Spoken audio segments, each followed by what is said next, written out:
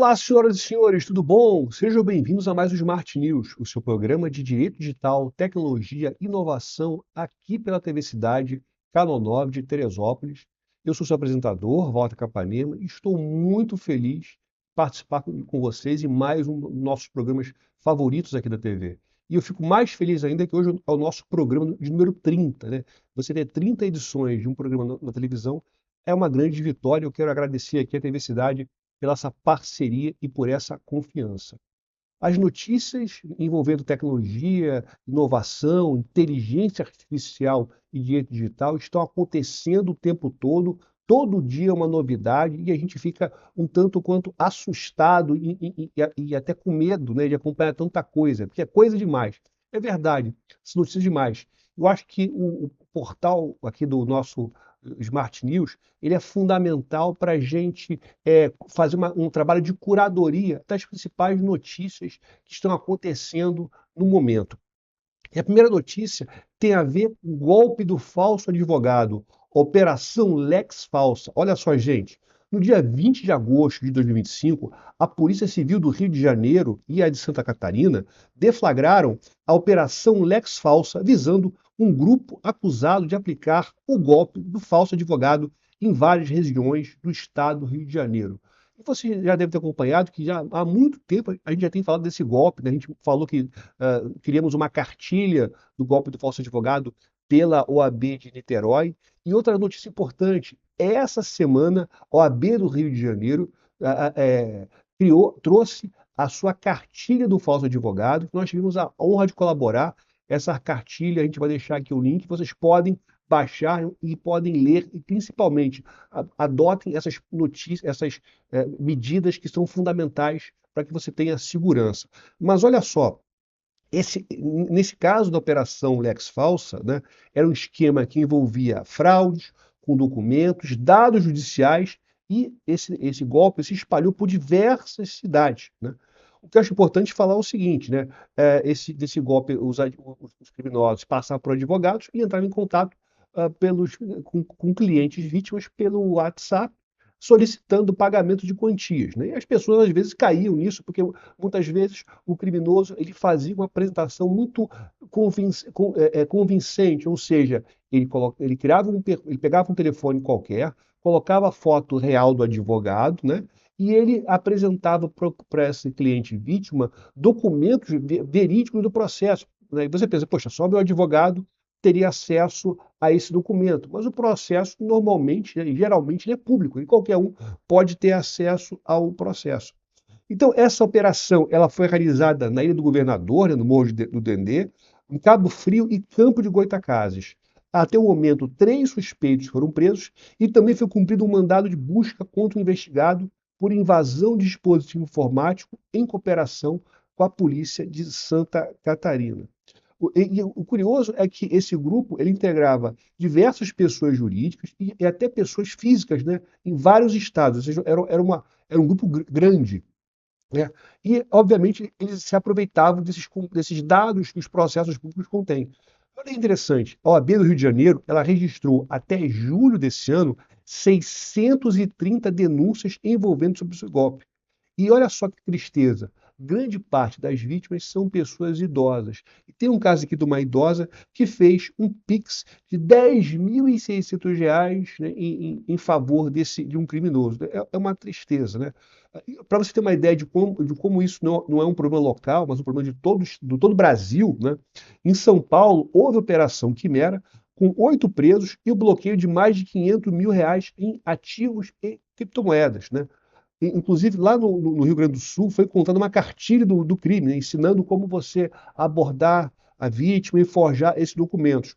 Lá no Rio Grande do Sul, se estimam mais de 1.500 vítimas, e mais ou menos R$ 1 milhão teria sido movimentado por conta desse golpe. Então, meus amigos, novamente, muito cuidado quando o seu advogado ou alguém com a imagem do seu advogado vier falar com você no WhatsApp solicitando dinheiro e com um senso de urgência.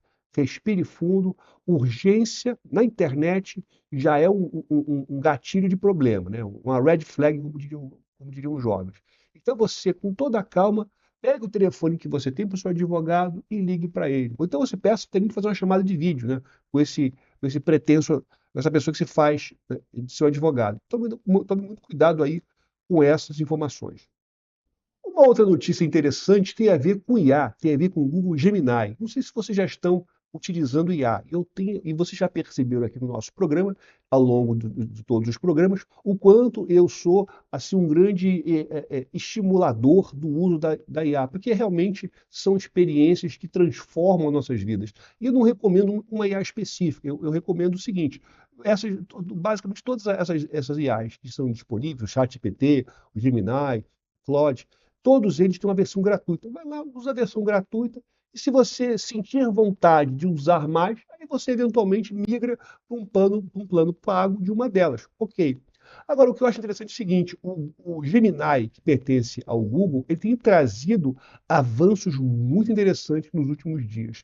E um avanço interessante que pode ser usado, de repente, por professores de escola, professores de faculdade, para você, para fazer seu filho, é o Storybook. Olha só. Já imaginou você criar um livrinho de histórias, né? Com imagens, com áudio, né?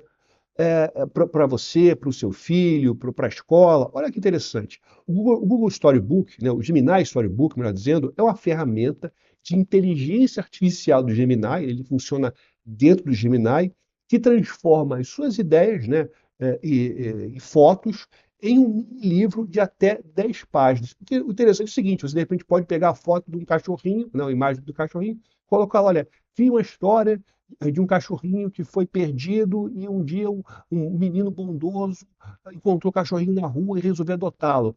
Cria uma história incentivando a adoção de animaizinhos perdidos. Ele vai pegar aquilo tudo, vai criar para você, até usando, né, como base aquela imagem que você forneceu, ele vai criar um storybook. Esse storybook você pode compartilhar com as pessoas, com as crianças, com seus alunos, com quem você quiser, e ele tem a possibilidade, né, de ter uma versão falada, ou seja, aquela historinha que está em texto, ela vai ser narrada pelo uma IA, né, que eu acho incrível. O que eu acho interessante a esse respeito aqui, nesse recurso, que você ele não tem limite, né? E é interessante, quanto mais você é específico no que você quer, olha, eu quero a história de um cachorrinho, né? Que o cachorrinho é um Shih Tzu, esse Shih Tzu, o dele é branquinha, a branquinha ela é um cachorro que estava perdida. Então ele vai pegar todo o seu detalhamento e vai colocar lá no prompt e vai colocar no resultado final. Então, é uma experiência bem interessante. Eu recomendo, sim, que você faça isso, ou por hobby, ou até mesmo do conteúdo educativo. Essa ferramenta é interessante que ela fala, inclusive, que pode ser usada por adultos. Eu não sei se um adulto vai ter interesse em ler um storybook. Bem, eu achei bem interessante. Mas fica aqui a sugestão para você usar essa ferramenta, que é muito legal. Agora, vamos para uma nossa próxima notícia. Vamos falar aqui sobre questões aqui envolvendo golpes. A gente sabe muito bem que todo dia surge ou um golpe novo, ou então você tem um golpe antigo, que esse golpe antigo ele acaba sendo aprimorado. Esse golpe é o golpe da falsa encomenda. Ou então é o golpe da falsa tarifa. Ou então é o falso golpe. Vocês já entenderam. Como é que funciona? É o seguinte: todo mundo hoje em dia compra pela internet, né? Ou você compra pela Amazon, ou você compra pelo AliExpress, ou pelas aquelas lojas incríveis chinesas que surgem a todo momento. Então a gente está sempre acompanhando alguma coisa, tem sempre alguma coisa chegando na nossa casa. E aí, às vezes, o que acontece, que aconteceu comigo, foi o seguinte: eu gosto de comprar livro na Amazon. Então, um dia, essa semana, inclusive dessa semana que a gente está gravando, apareceu um contato no meu WhatsApp, como se fosse de uma empresa de entrega de produtos, de uma empresa de logística, de entrega, né, dos livros. E ela falou assim: olha, Walter, o seu livro código tal, ele não disse qual era o produto, o produto código tal, ele foi retido lá na alfândega, retido em algum lugar, o lugar muda, e para tanto você precisa ir num site fazer o pagamento de uma taxa. Meus amigos e minhas amigas, né? E tem que ser feito hoje. Se fizer hoje, o produto vai ser incinerado. Bom, então veja, aqui já tem aquele red flag, aquela coisa que você tem que prestar atenção, que é o quê? que é o aviso de coisa do momento, né? Tem que ser agora. E quando tem que ser agora, você não pensa, você não procura investigar, respira fundo e abre o aplicativo, né?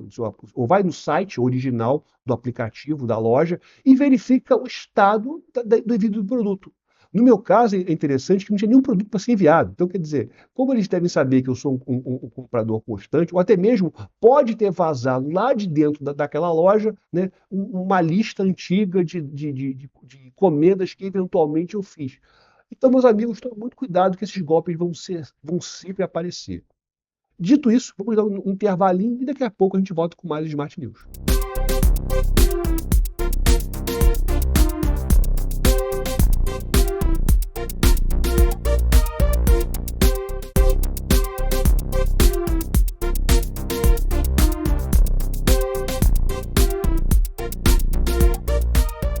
Olá pessoal, estamos aqui de volta com o nosso Smart News, o seu programa de Direito Digital, Tecnologia e Inovação aqui pela TV Cidade, Canal 9 de Teresópolis. A gente está fazendo aqui um grande giro sobre as principais notícias envolvendo o direito digital, a tecnologia, a IA, os golpes da internet, ou seja, muita coisa está acontecendo nesse mundo cada vez mais digital. A gente sabe muito bem que é cada vez mais comum de se ter crime que ele é praticado por criminosos, de repente, num estado e atingem vítimas em outro. E a coisa pode ser até pior. Você pode ter, de repente, um crime que é praticado em um país, né? E você tem as vítimas em outro país. Tendo em vista que as pessoas se comunicam cada vez mais pela internet, eu posso me comunicar para o bem e para o mal. E essa comunicação para o mal tem a ver justamente com o conceito de cybercrime. É um conceito que é cada vez mais importante e mais preocupante, porque é cada vez mais fácil você praticar um crime, o criminoso praticar um crime sem precisar sair de casa, né? Se você tem, né, o trabalho home office, também tem os bandidos home office. Isso é muito perigoso. Então, com base nisso, tem surgido várias leis. E aqui no Brasil, desde, né, sei lá, de 2000, já começaram a ter algumas leis nesse sentido. Ficou muito famoso, né, a Lei Carolina Dickmann. Quando você teve também, né, a lei lá da baleia azul, então várias situações foram surgindo ao longo do tempo. A baleia azul era uma lei que, de certa maneira, buscava aumentar penas de alguns crimes específicos, né, que tinham a ver com práticas lesivas na internet envolvendo crianças e adolescentes primordialmente. E aí o que acontece é o seguinte, a ONU passou a ter uma preocupação muito grande a esse respeito e ela editou aqui, ou está criando aqui um tratado global. Quer dizer o seguinte, no final de 2024, a ONU aprovou um tratado global sobre o cybercrime. Parecia uma boa ideia, né? Ou seja, a gente ter um esforço internacional para se investigar, né? E processar os criminosos. Que é aquele negócio, né? De repente um país não vai conseguir resolver tudo sozinho, né? Um criminoso lá da Bélgica, muito equipado, ele invade um sistema de um país talvez menos envolvido e que não tem a capacidade técnica de investigar esse crime. Será que a gente pode ter um trabalho colaborativo entre esses países? Então, essa ideia do tratado é uma ideia muito boa. Acontece que vários especialistas começaram a pensar se esse tratado, eventualmente, ele não pode ser talvez um risco aos direitos humanos. Por quê? Porque, olha só, esse tratado foi discutido durante mais de 5 anos, né? Esse texto ele está aberto para ele será aberto para assinatura dos países em outubro de 2025 e entrará em vigor após a ratificação de pelo menos 40 países. Portanto, aqui o objetivo inicial era unir os países no combate a esses crimes praticados pela internet, principalmente invasões de dispositivos, fraudes bancárias, né, desinformação, o chamado roubo de dados. E a organização Human Rights Watch, ela alerta e critica esse texto porque ele traz definições vagas do que seria esse crime, do que seria esse cybercrime. Segundo ela, poderia estabelecer situações de vigilância em massa, repressão política e censura sob um pretexto de combater crimes digitais. Segundo a instituição, né, esse tratado ele autorizaria a coleta e o compartilhamento de dados, até para crimes que não têm, segundo ele, nada a ver com tecnologia, né? Então, quer dizer, poxa, não tem nada a ver com tecnologia, e você vai autorizar compartilhamento de dados, não faz muito sentido, segundo eles. Então, não só essa instituição, mas também outras ONGs famosas, como a Electronic Frontier Foundation, elas criticam a falta de garantias claras de direitos humanos, né? As proteções são vagas e opcionais. E cada país é que vai decidir como e se vão aplicá-las, né? Uma pesquisadora da Human Rights Watch, ela afirmou que o tratado obriga os países a criarem amplos poderes de vigilância, até mesmo para crimes que não envolvam tecnologia. Isso, segundo ela, seria uma ameaça à privacidade e à liberdade de expressão. Então, meus amigos, a gente precisa compatibilizar, né, a possibilidade de se fornecer a autoridades de investigação instrumentos, a gente precisa fornecer instrumentos, mas essa autorização e esse fornecimento de instrumentos tecnológicos e jurídicos deve ser feito de uma maneira que não colida, né, com os nossos direitos e garantias fundamentais, ou seja, que não atente principalmente contra a privacidade e a intimidade de pessoas inocentes e que não tem nada a ver com isso. Porque a gente sempre pensa, não, vamos fazer uma vigilância em massa, a gente sempre pensa, não, quer dizer, os governos às vezes vêm com um papo de uma vigilância em massa, uma lei, ou surge um fato muito danoso, né? Um fato que tem repercussão nacional, vem logo gente querendo aprovar uma lei. E essa lei, às vezes aprovada no calor do momento, ela pode ser lesiva. Não é o caso do tratado, a gente viu aqui que foi discutido durante 5 anos, mas eventualmente esse tratado pode, segundo aqui os nossos especialistas, ter embutido questões de vigilância e de possíveis violações aos direitos humanos. É complicado, vamos ver, vamos aguardar o desenrolar dos acontecimentos. Vamos falar agora, senhoras e senhores, de uma empresa que realmente ela tem trazido muitas polêmicas. Vamos falar aqui sobre a Meta, né? A Meta é o antigo Facebook. Olha, meus amigos e minhas amigas, todo dia tem uma notícia nova sobre a Meta, né? Das mais diversas. Seja porque a Meta ela está contratando a peso de ouro, né, os especialistas em IA de outras empresas, seja porque a Meta, segundo se consta, teria permitido o vazamento de dados pessoais de alguma dos seus usuários, clientes e titulares de dados, seja porque ela praticou alguma outra coisa errada. Aqui no caso, né, foi uma questão interessante porque a Meta ela disse não ao código de IA da Europa. Olha só, a Meta, né, dona do Facebook, do Instagram e do WhatsApp e de muita coisa que você utiliza por aí, acaba de recusar um acordo importante na União Europeia sobre a inteligência artificial. Isso pode mudar o jogo da tecnologia nos próximos anos. Olha só, no mundo cada vez mais controlado e ditado por algoritmos, essa decisão da Meta levanta uma pergunta: quem deve mandar na inteligência artificial? Os governos ou as big techs? Ou ninguém? Deixa as IAs se governarem sozinhas. O que acontece? O que é esse código da União Europeia? E a União Europeia, meus amigos e minhas amigas, ela acaba sendo talvez um modelo para o mundo para essas questões regulatórias envolvendo a proteção de dados pessoais à internet, né? A nossa LGPD, ela teve como parâmetro, né, normas de proteção de dados da União Europeia. A União Europeia, ela já tem uma norma de IA, né, o AI Act, que de certa forma acabam também servindo como modelo para os projetos de lei que estão tramitando no Congresso Nacional para regular IA, especialmente o PL 2338.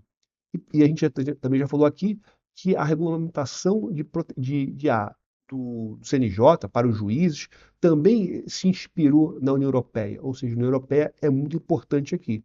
E ao ter criado esse código de prática, né, uma espécie de manual ético para empresas que usam tecnologia avançada, ela traz aqui um parâmetro muito importante e muito forte.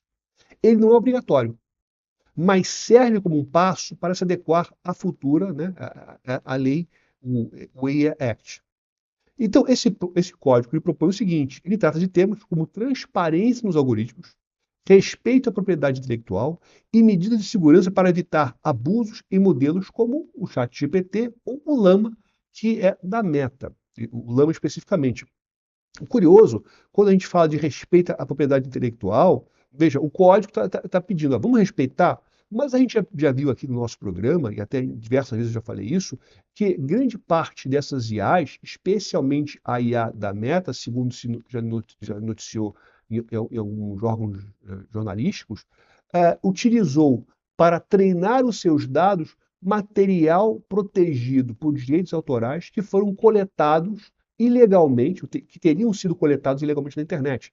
É como se o aplicativo da Meta, né, o IA da Meta, para poder aprender a escrever textos, ele aprendeu com livros pirateados. A ideia é basicamente essa, o desenho que se tem é basicamente esse. E veja bem, se a Meta ela não assinou esse documento, o que talvez a gente interprete é o seguinte: ela não quer transparência nos algoritmos, ela não quer respeito à propriedade intelectual e nem medidas de segurança, nem adotar medidas de segurança para evitar abusos. Os abusos, meus amigos, têm acontecido sempre, né, dos mais diversos. Seja o vazamento de dados pessoais, seja a questão resultados falsos, né, da alucinação. Então, os problemas aí têm surgido em algumas delas. Agora, a Meta falou o seguinte, né, o Joel Kaplan, né, o chefe de relações globais da Meta, disse ao Wall Street Journal o seguinte, que esse código é exagerado, aumenta a insegurança jurídica e pode atrapalhar a inovação. Então, essa é uma queda de braço muito comum quando se fala aqui em tecnologia. Ela fala aqui o seguinte, ela diz aqui que é como se fosse o seguinte, olha, vocês estão tendo aí uma regulamentação, vocês estão buscando regulamentar, mas essa regulamentação não protege. Essa regulamentação ela acaba sendo um conjunto de burocracias para impedir a inovação. Então, acaba sendo uma coisa aqui um tanto quanto complicada.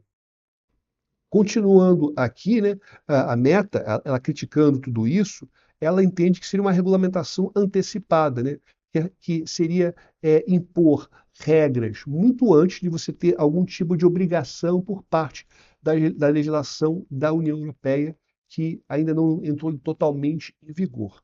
Vamos aguardar, né, os desenrolados dos acontecimentos e verificar aqui o que pode acontecer no futuro. Continuando a falar da Meta, olha só, outro problema envolvendo a Meta. Segundo uma reportagem, a Meta permitiu que bots de IA flertassem com crianças, e isso gerou uma investigação séria. Olha só, uma investigação revelou que a Meta tinha diretrizes internas que permitiam que seus chatbots flertassem com crianças, algo muito chocante e perigoso. O que aconteceu? Segundo a Reuters, né, ela teve acesso a um documento interno e secreto da Meta, chamado de Gen AI Content Risk Standards, que orientava o comportamento dos chatbots da empresa. Segundo a reportagem, esses bots poderiam engajar crianças em conversas românticas ou sensuais, como descrever suas formas juvenis como obras de arte. Olha só. Eram permitidos conteúdos de informação médica falsa, desde que houvesse um aviso. A Meta, ela confirmou que o documento é autêntico, ela falou que é verdadeiro, e afirmou que essas passagens, especialmente que envolvem crianças, foram retiradas após serem questionadas pela Reuters. Ou seja, ela confessa e assume que isso aqui é verdadeira. Porém, a empresa admitiu que a aplicação dessas regras era inconsistente e ainda não atualizou outras partes polêmicas, como as que envolvem a desinformação médica ou racismo. É aquela questão, tome muito cuidado com as ferramentas da internet, cheque sempre, confira sempre e não confie cegamente. Meus amigos e minhas amigas, nós vamos terminar aqui o nosso programa de hoje, a nossa 30ª edição, e eu aguardo vocês numa próxima. E vocês podem entrar em contato com a gente pelas nossas redes sociais e também você pode assistir esse programa, como os programas anteriores, no nosso canal do YouTube das Mais 3. Então, muito obrigado e até a próxima.